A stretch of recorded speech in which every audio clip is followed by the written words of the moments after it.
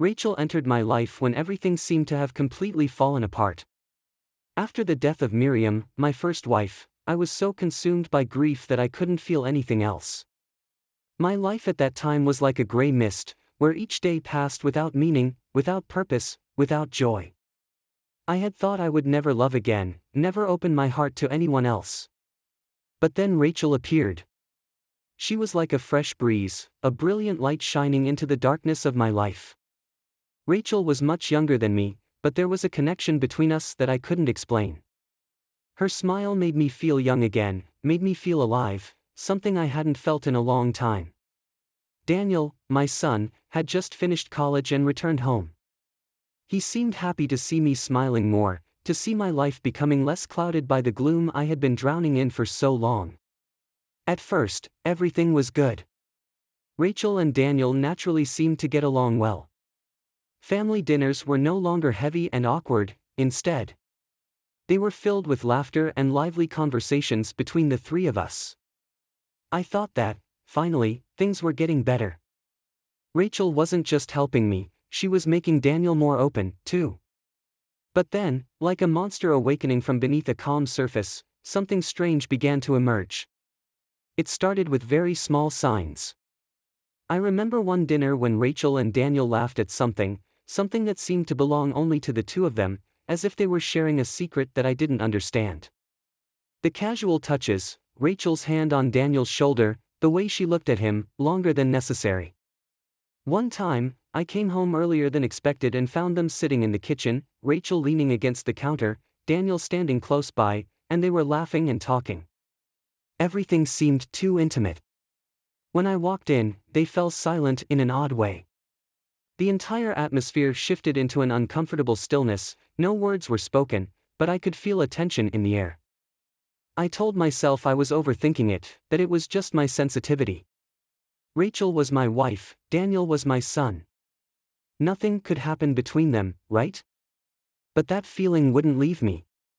Every time they were together, I felt something was wrong, like I was being shut out of some terrible truth. The times when Rachel and Daniel would leave the house at the same time, with vague excuses. The short phone calls when Rachel said she was meeting with friends but never mentioned who they were. After a while, I could no longer deny it. The sickening feeling in my gut grew too strong, and I knew something was happening, something I didn't want to face. And then, that fateful night came. I woke up in the middle of the night, surprised to find the bed empty. Rachel was gone. At first, I thought maybe she had gone to the kitchen to get some water. But as I walked downstairs, I heard noises coming from Daniel's room. My heart stopped when I realized what those sounds were, the sounds of intimacy, muffled whispers. Heavy breathing. It all started unraveling the moment I opened the door. That single, quiet movement, the creak of the hinges, the faint push as wood met wood, was the death of everything I believed in. I had no intention of walking into hell that night. I was just thirsty, or maybe restless, but when I noticed Rachel wasn't in bed, I followed my instinct. My feet carried me like they were no longer mine, as though some dark force pushed me down the hallway toward Daniel's room. When I heard those sounds, those terrible, primal sounds, my heart lodged itself in my throat. I told myself, no, it can't be what you think. You're overreacting, it's just your paranoia. But deep down, I knew. My hand shook as I placed it on the doorknob, like I already knew that the life I had rebuilt was crumbling right behind that thin piece of wood. As the door inched open, time seemed to stop. There, in the dim light filtering through the curtains, I saw Rachel, my wife, straddling Daniel, my son. Their bodies moved together in perfect, obscene synchronization, as if they had been doing this for years. Her fingers ran through his hair, nails digging into his skin, and she whispered something to him, something soft, something that should have belonged to me, not him. It wasn't just physical. It was intimate. Too intimate. My first instinct was to burst into the room, to shout, to tear them apart. But my body betrayed me. I stood there, frozen, watching in horrified disbelief.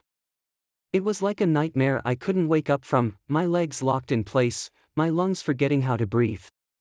The room started spinning as the grotesque reality of the scene washed over me, Rachel's moans, Daniel's gasps, the sheets twisting beneath their entwined bodies. I couldn't even blink. Every second that passed was like a knife slowly sinking deeper into my heart. How could this be happening? How could Rachel do this to me? How could he, my own son? The raw humiliation crushed me. The helplessness clawed at my insides, suffocating me, drowning me in shame. It wasn't just the betrayal, it was the fact that I couldn't move, couldn't do anything but stand there, powerless. In that moment, I felt smaller than I had ever felt in my entire life. I wanted to scream, but I couldn't find my voice. I wanted to run, but my legs wouldn't respond. I was a prisoner in my own home, a spectator to my own downfall. They didn't even notice me standing there. They were so absorbed in each other, in their twisted pleasure, that my existence had ceased to matter.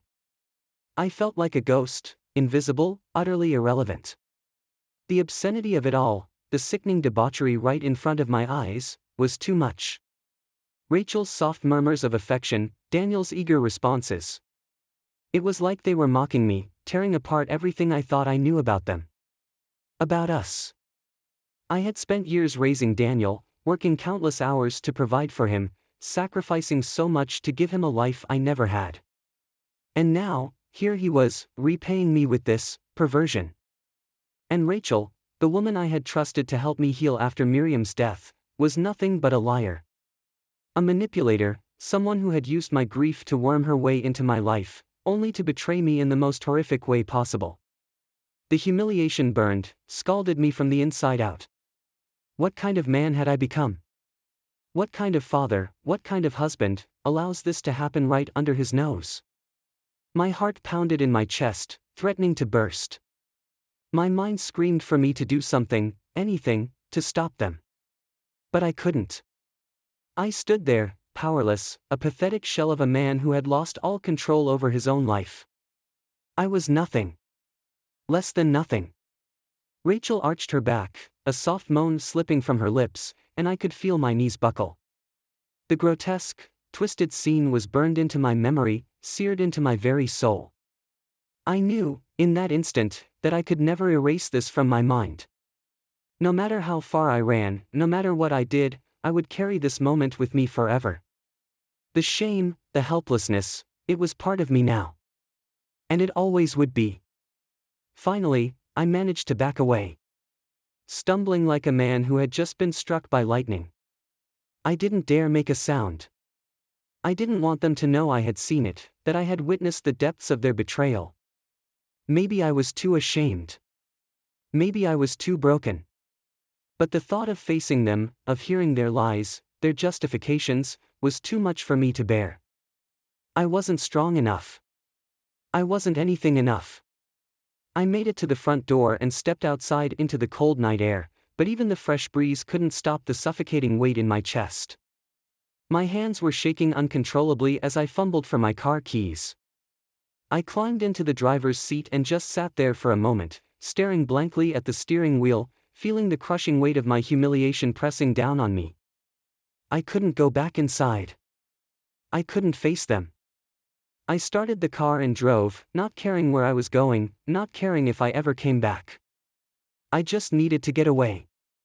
Far away. I drove for hours, maybe even days, it all blurred together, until the city disappeared behind me. Until the roads became narrower, more desolate. I didn't know where I was heading. I just knew I couldn't stay. I eventually found myself deep in the woods, surrounded by nothing but trees and silence. There, I stopped. It was a tiny, run-down cabin I came across by accident. The roof was half collapsed, the windows fogged with years of neglect, but it was perfect. No one would find me here. No one would look for me. And maybe, just maybe, I could disappear. I paid the owner in cash, telling him I needed a place to think. He didn't ask questions, didn't pry. He just handed me the keys. The days passed in a fog of numbness. I barely spoke. Barely ate. All I could think about was Rachel and Daniel, their betrayal looping endlessly in my mind. Every time I closed my eyes, I saw them together, heard the sounds they made, the intimacy they shared. And I hated myself for how powerless I had been, for how I had let it happen right under my nose. I couldn't escape the feeling of helplessness, the overwhelming sense of failure. I had lost everything, my wife, my son, my dignity. And all I could do was run. Run and hide, like the coward I had become. I had thought, for a brief moment, that I could rebuild my life after Miriam. That Rachel had been my second chance. But now, standing alone in that tiny, isolated cabin, I realized the truth: I was always meant to be alone. I had lost the battle long before I ever opened that door. And so, I stayed in that cabin, cut off from the world, drowning in my own misery. I became a ghost, forgotten, forsaken, lost in the silence of the woods. The world moved on without me. Rachel and Daniel moved on without me. And I let them. Because, in the end, I was too ashamed, too broken, too powerless to ever face them, or myself, again.